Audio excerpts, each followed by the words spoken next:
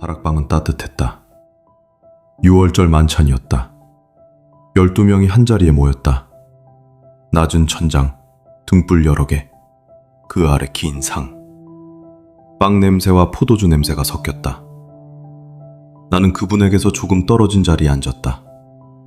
주머니 속 은이 묵직했다. 나는 그것을 의식하지 않으려 했다. 그분이 자리에서 일어나셨다. 겉옷을 벗으시고 수건을 허리에 두르셨다. 대야에 물을 담으셨다. 그리고 무릎을 꿇으셨다. 제자들의 발을 씻기기 시작하셨다. 나는 그 모습을 바라봤다. 베드로가 펄쩍 뛰며 안 된다고 했다. 그분이 조용히 말씀하셨다.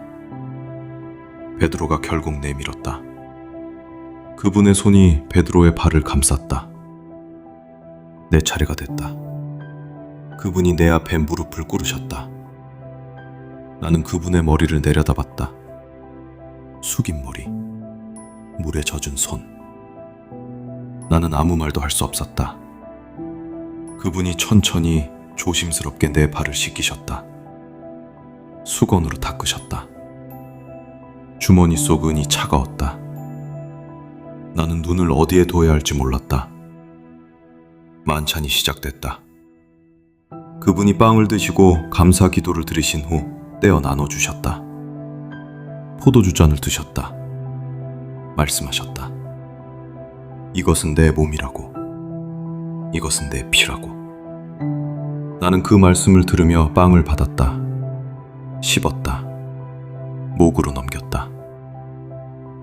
그분의 목소리가 달랐다. 평소와 달랐다. 낮고 천천히 한마디씩.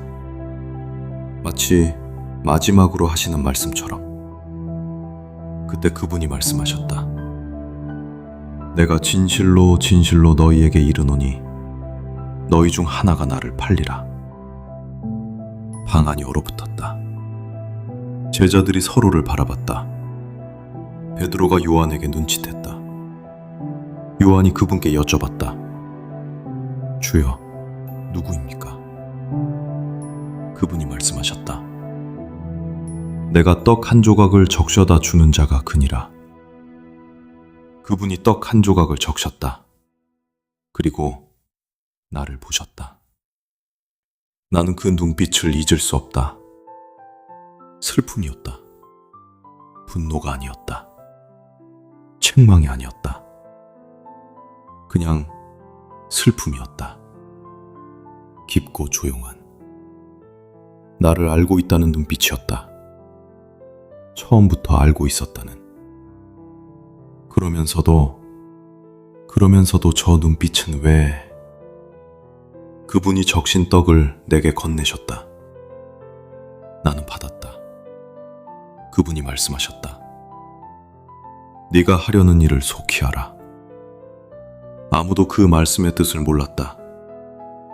나는 알았다. 나만 알았다. 나는 받은 떡을 입에 넣었다. 삼켰다. 자리에서 일어섰다. 아무도 나를 붙잡지 않았다. 문을 열었다. 차가운 바람이 들어왔다. 나는 문지방을 넘었다. 뒤에서 등불빛이 새어나왔다. 웅성임이 들렸다. 그분의 목소리가 들렸다. 낮고 조용한 그 목소리가. 나는 걸었다. 계단을 내려갔다. 골목으로 나왔다. 예루살렘의 밤 공기가 얼굴을 때렸다. 6월절 밤이었다. 별이 없었다. 구름이 두꺼웠다. 나는 멈추지 않았다. 걸으면서 생각했다. 잘 될 것이다.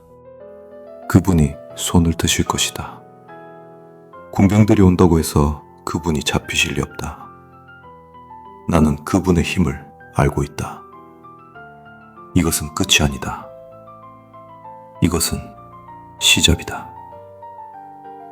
그런데 다락방의 그 눈빛이 자꾸 날아왔다.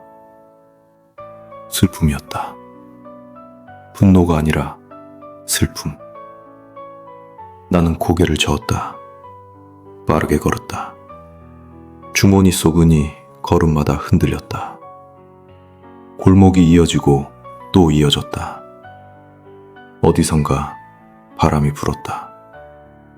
등불 하나가 꺼졌다. 밖은 밤이었다.